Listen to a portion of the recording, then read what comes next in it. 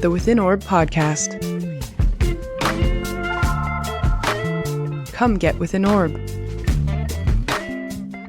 Welcome to another episode of Within Orb, and today I'm back in Portland with Kevin DeCapite, who is the founder and creator of the LUNA Astrology cloud software platform, which is awesome. So, Kevin, welcome to the show.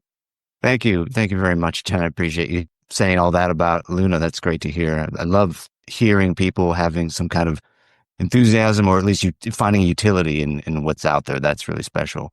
But mostly thanks for having me on. This is exciting. Yeah, so we met, I believe, at a NORWAC once upon a time, but we didn't really get to talk that much. So here we are. I would love to ask you, what was your first astrology book?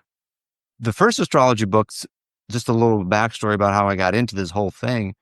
I was not raised in anything astrological at all. That was not part of my backstory in life whatsoever. So I actually came to it in a kind of strange way through an ex-girlfriend. We were going through a breakup, there was a Venus retrograde period. And she actually did something really cool where we were living together and we had a whole thing going on. And so this was that process where you split up from someone and they're kind of taking things out of the house little by little. And there's that back and forth. And it was all amicable and all that. But in this process, she went and visited a psychic, kind of at the behest of a friend of hers who had visited the same psychic and had a really kind of powerful experience.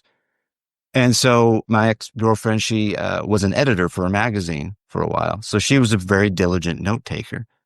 And what she did was she actually, in one of her visits back, she sat down and wanted to kind of recant the story, her experience with this woman, the psychic, the medium, the things that she told her and so on. But she did something that I think is pretty remarkable, is she asked the psychic about me and whether I was going to be okay, which was extremely thoughtful of her to say. And, spoiler alert, I'm great.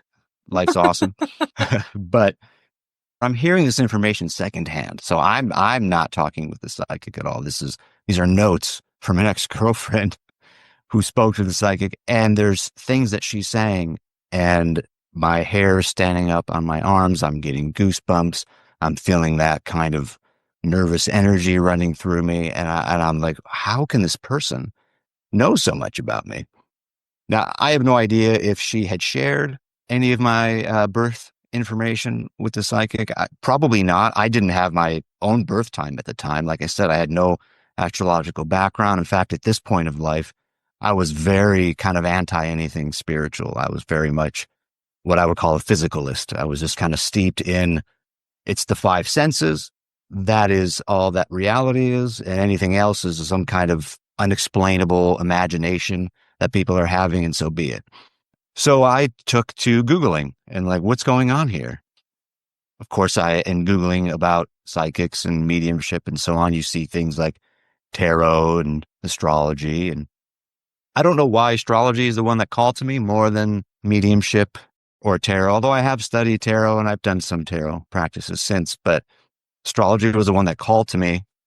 I think mostly because it has that appeal for me, as I kind of consider myself a hybrid type person. I'm kind of technical, but kind of artistic. And, I don't excel at either one, but I try to bring that Venn diagram together and overlap them. And astrology can do that. Astrology is highly technical in many respects, but then it's also this really wonderful, beautiful kind of artistic experience too, that evokes intuition and certainly opens us up, or began to open me up, to ideas of spirituality, or metaphysics, as I sometimes will call it. So I marched down to my local bookshop at that point, which was a Borders, if anyone remembers those places. So this was back in 2011. And I picked up this book called Llewellyn's Complete Book of Astrology, subtitled The Easy Way to Learn Astrology, by Kris Brandt Riske. And funny enough, I was actually in a local bookstore here in Portland just yesterday, and I saw a brand new copy of that book sitting on the shelf. So they're still making it. And it's just a nice little astrology book. It is fairly complete. That's a bit of an overstated title, of course, knowing what we know about astrology now. But it does give you the kind of foundational basics and a lot of that kind of cookbook stuff, along with celebrity charts and things like that. But there were really two important awarenesses that came up for me when I was reading that book. I remember I stopped at one point and I told myself, Kevin, don't fall into analysis paralysis with this. Keep trusting your gut, keep trusting your intuition, because there's so much data in astrology. I mean, there's a tremendous volume of information that we can just never stop attempting to absorb. And so I kind of made a commitment to myself to do that. And then the second thing that came up for me was I need a teacher because this is so big. There's just no way I'm going to be able to absorb it all and really make full sense of it. I just was getting the tip of the iceberg with that book. I just knew this was a massive, massive field to discover. Wow. I love that you got the instinct to grab a teacher after one text that, you're like, okay, I want more, but I need to have some discernment. Which was kind of not my style, really. This was different. It felt completely different. Now, in hindsight, I know why. I mean, to me, astrology it's really the study of all human experience, internal, external. So it covers every possible field that humanity could embark within. If you really think about it, it's not just the artistic and the technical. It's everything in between as well. Yeah, no big deal. No big deal, right? Yeah, exactly. Just all of human experience, historical and future. Exactly. Which now has to be inside your software. So you're responsible for a lot. Yeah. Don't remind me. Right, please. Well, you're not making the interpretations. It's a tool, right? And the astrology itself is a tool. And I think that's an important thing to remember about it. I do see it that way. I do see it as a tool and an instrument to help us kind of get to higher levels of awareness, higher levels of understanding. I see it as a way of helping us ask life's biggest questions. One of those fundamentally being, to me, what does it mean to be a human? What does it mean to be alive, to be a person? And this, to me, is a really important question. Especially in the age of AI. I know. It's funny you bring that up. I was thinking about that just the other day. I think about this idea of knowledge and knowing and experience and how they're connected, I guess. So I have this idea of knowledge with a lowercase k versus knowledge with an uppercase K. And AI can be remarkably intelligent. It's proving itself in, of course, a lot of different ways. But does it really know things with the uppercase K? I mean, can it really know? Because it seems to me that the only way we can know is if we experience something directly. That's one of the things that this teacher I mentioned to you, by the way, his name is Jim Sher, and he's a teacher down in Los Angeles. I was living down there at the time. So I had the opportunity of working with him in person, which was great, along with other students, which is kind of a bygone era, it feels like, in many respects. But he was always promoting and trying, not even just promoting, but really helping us have an experience of astrology, have an experience of the archetypes, to know something not just intellectually, but to know it in a more, I would say the word viscerally even, or at the being level, he would say. Yeah, paying attention to where's the moon and actually looking and seeing how fast she moves across the sky at night. Right. That's one example of a technique that, of course, we used. Jim taught a lot from Dane Rudhyar, who I'll probably speak about when we get to the other book sections. So speaking of that, let's just go straight to it. If you were on a deserted island and you could only take 3 books and an ephemeris, what would your 3 books be? And why? Right. I figured that part was coming. Wouldn't be any good if there was no why, right? You're just like, here's the list. We're done. Wait, what? No. Okay, see you. Well, speaking of Jim, I actually take his book. I began working with him in 2011, and he didn't have anything published at that time. He's been kind of a sort of off-the-grid astrologer. His background is very much in metaphysics and meditation. He was a therapist for many years as well, and there's a whole backstory to him, which you can learn about from his book, of course. And the name of the book? Right, that would be helpful. So it's called Astrology as a Spiritual Path, Birth of the New Human. Love it. And I was mentioning cycles before. He certainly talks about cycles in the book, but it's not really a cycles book per se. What's really so fascinating about it, to me especially, and I think other people can experience this with it too, is it's primarily an exercise in inquiry in many respects. Working with him, we engaged in a lot of discourse together. It was always a group kind of environment, whether that was astrology or meditation. He even taught us tarot and I Ching at one point.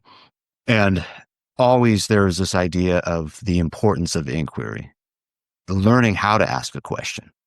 I know that we like to say there's no such thing as a stupid question, and that's absolutely true and valid. We should always be asking questions, whatever they're like. At the same time, there are ways of going deeper with our questions, and we can go beyond sometimes with our surface level questions to, again, deeper and deeper layers that are actually a little bit more expansive in nature and scope. And so his book, in many respects, is him exploring his path of inquiry over the years and the discoveries he's made. But it's also a kind of call or evocation to the reader to engage in their own path of inquiry and then subsequently discovery. And of course, it's still an astrology book in the sense that for him, any kind of metaphysical, spiritual path does include astrology. It's a one and the same kind of thing for him. And that's what he's weaving through the whole book, but it covers so much more ground than just astrology. And it's an easy read, which is nice. He's got, of course, plenty of references and it's academic in a sense, but it's also personal. So you do feel like, for me, I always feel like I'm just sitting kind of by the fireplace with him, and we each got our glasses of scotch, and I've got my pipe lit, and, we're going to talk philosophy and the meaning of life, but we're going to make it real. And, he's always trying to make it real. And he would put us in the hot seat in order to do that. He had no problem with that. That's for sure. I love that you've got such a beautiful companion with you. I'm very, very fortunate. I'm extremely grateful. And I was speaking with my wife last night. It's gone from that process of extreme gratitude to a sense of responsibility now, where I think, well, this is not for me alone to have had this experience with him over the years. And by the way, we're still in contact. He's helping produce some content for Luna. He's a dear friend and mentor, of course. But what is it that I've been given, and what is it that I need to do with it exactly? And I'm still trying. I'm remaining open to that because I want to heed the call, as it were. Lovely. Imagine stepping into a room of 5,000 astrology books, turning a corner and stepping into a room of 2,000 more. The Celestial Arts Education Library is every astrologer's dream, and it can be yours. I invite you to come support CAELi before you can visit physically. Your support will mean the creation of 52 new episodes of Within Orb next year, 4 issues of the CAELi Review, our inaugural journal, and countless book talks, events, classes for our community. Visit our website, www.caeli.institute/support, to select your level of care. Please help support CAELi into the future, our future, so that we may study the future together. Thank you for listening. Please enjoy the rest of the show.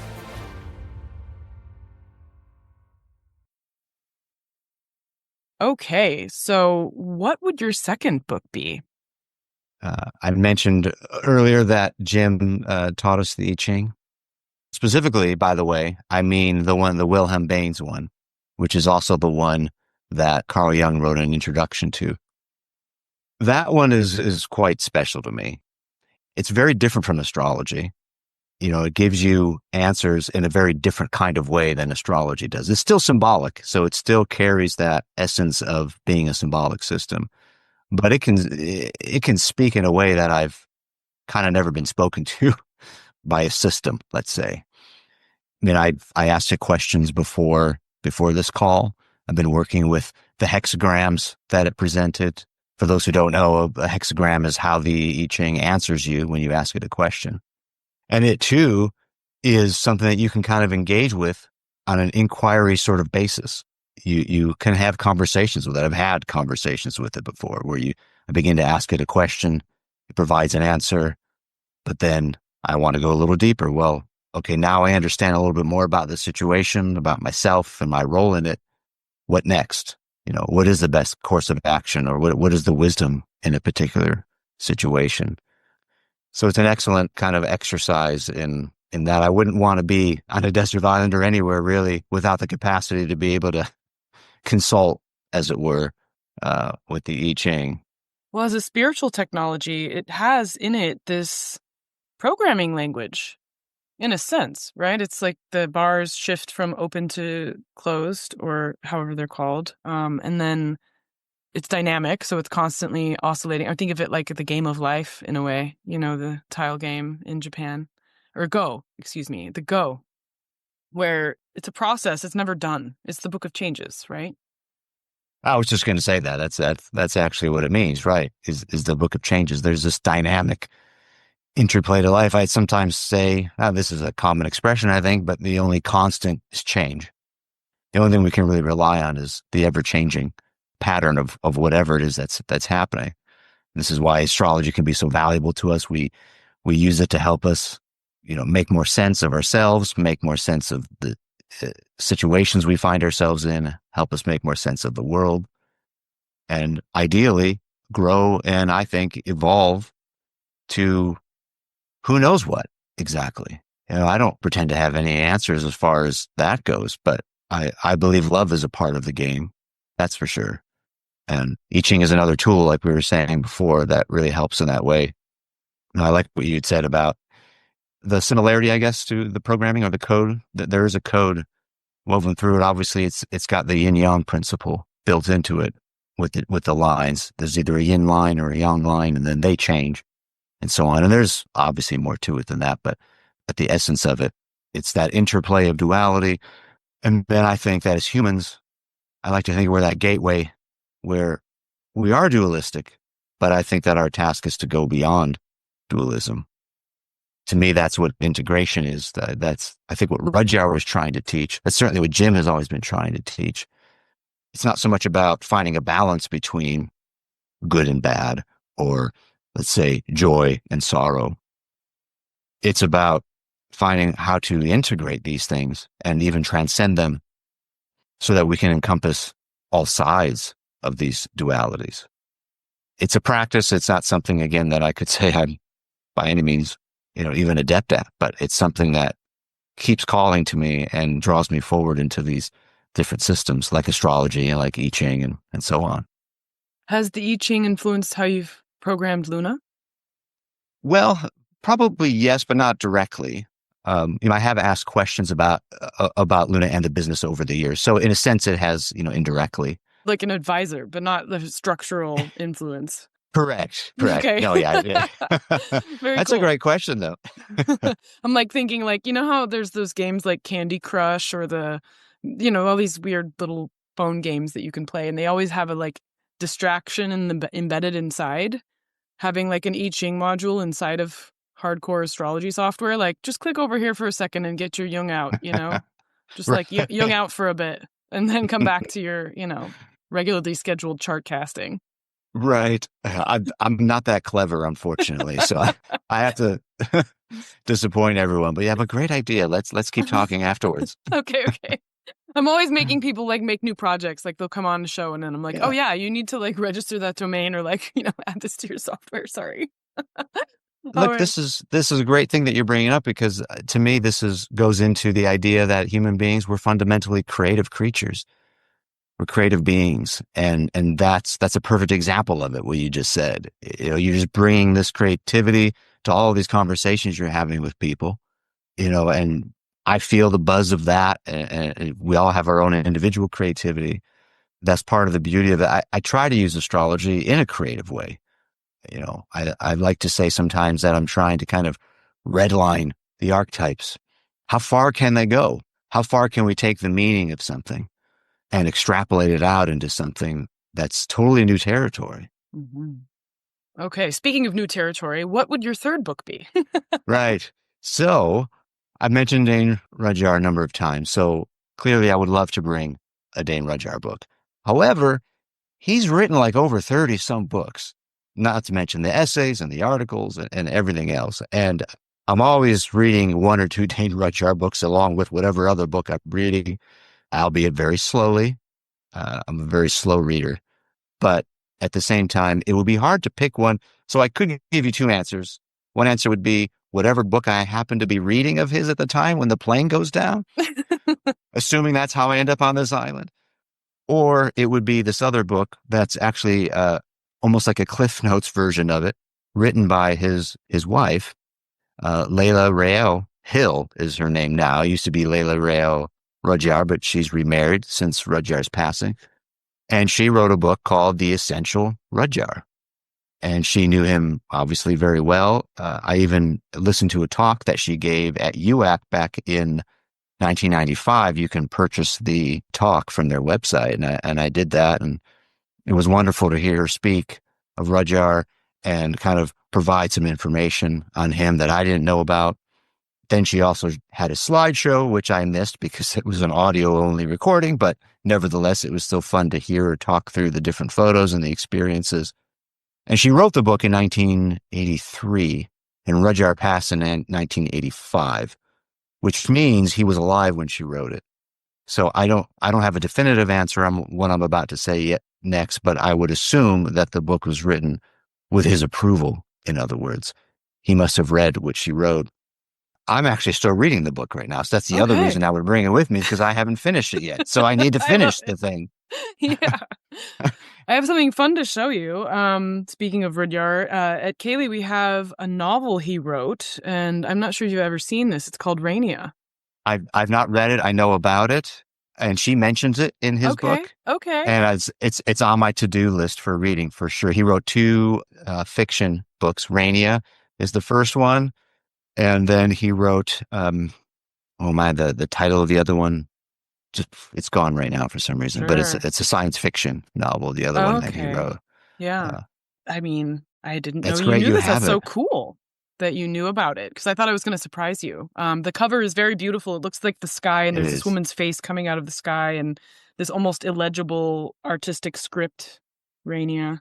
And on the back, there's this very trippy 1960s kind of like rainbow fountain sort of thing. So I see that with a nice stoic picture of Rudhyar. Yeah, in profile view. Right. I believe he wrote that, I think, if I'm correct, when he was trying to do some acting in America. He was kind of an extra on some film sets. Yeah, on the back it says it was 1929. Okay. So it's an epic narrative of the evolution of a woman's soul, the heroic pilgrimage of a woman's being exalted and enslaved, possessed and discarded, struggling for freedom.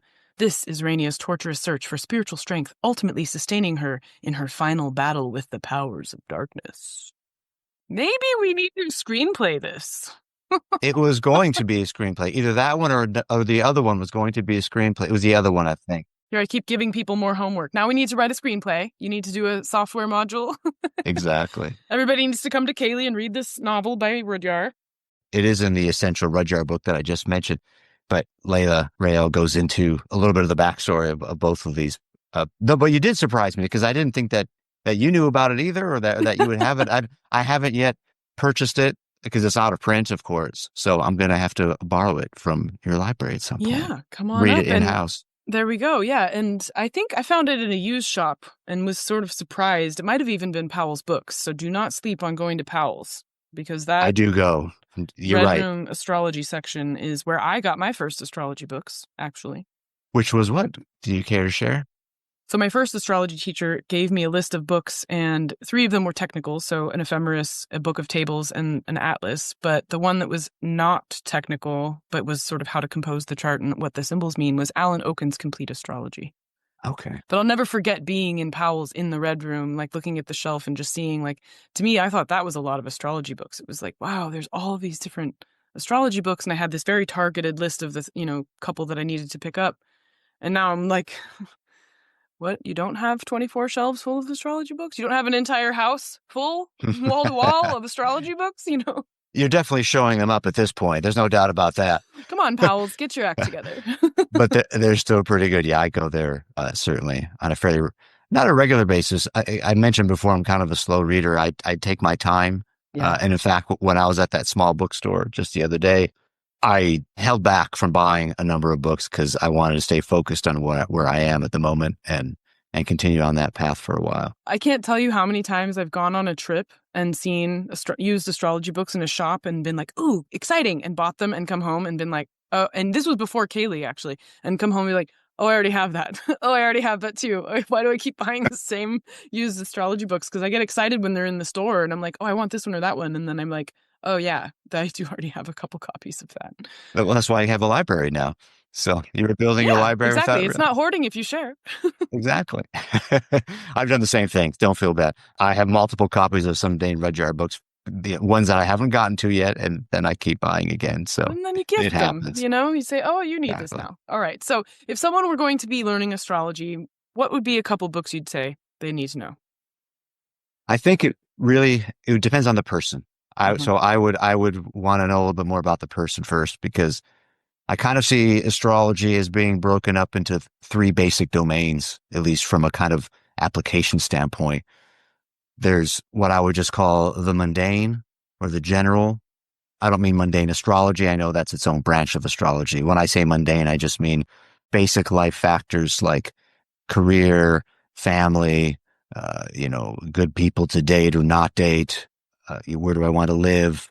The everyday kinds of things of life. That's if people are really wanting to know the answers to that, which is a great place to start, then honestly, I would say in that domain of interest, kind of any beginning astrology book, you really can't go wrong.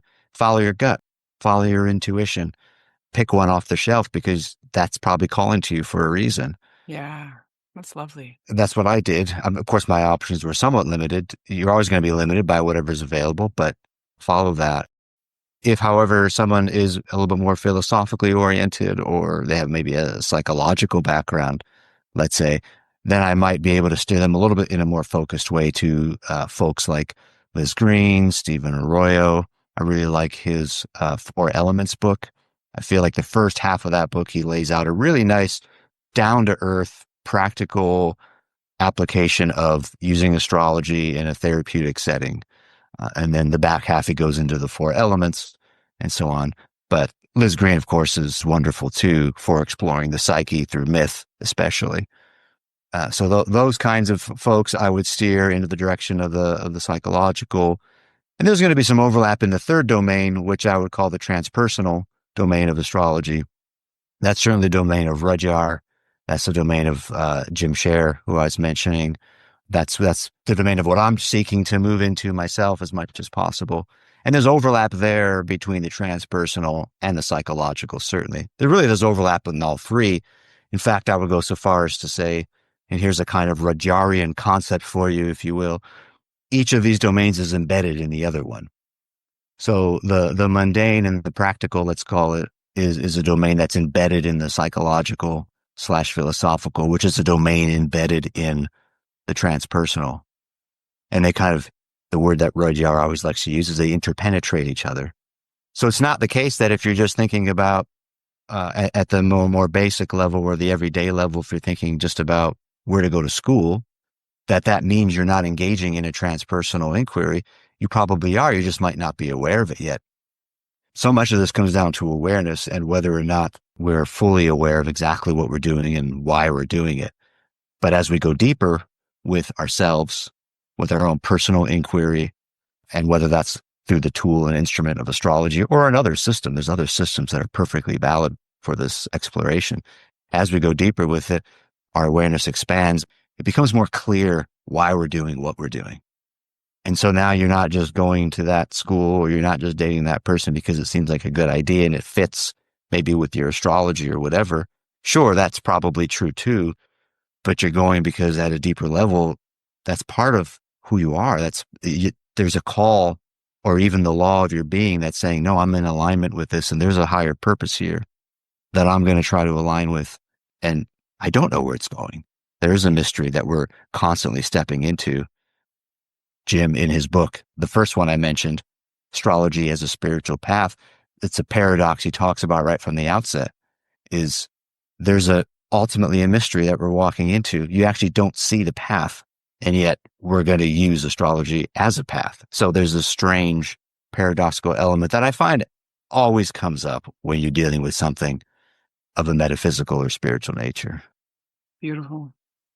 So where can people find you? Right now, my online presence is exclusively with LUNA. So you just go to lunaastrology.com.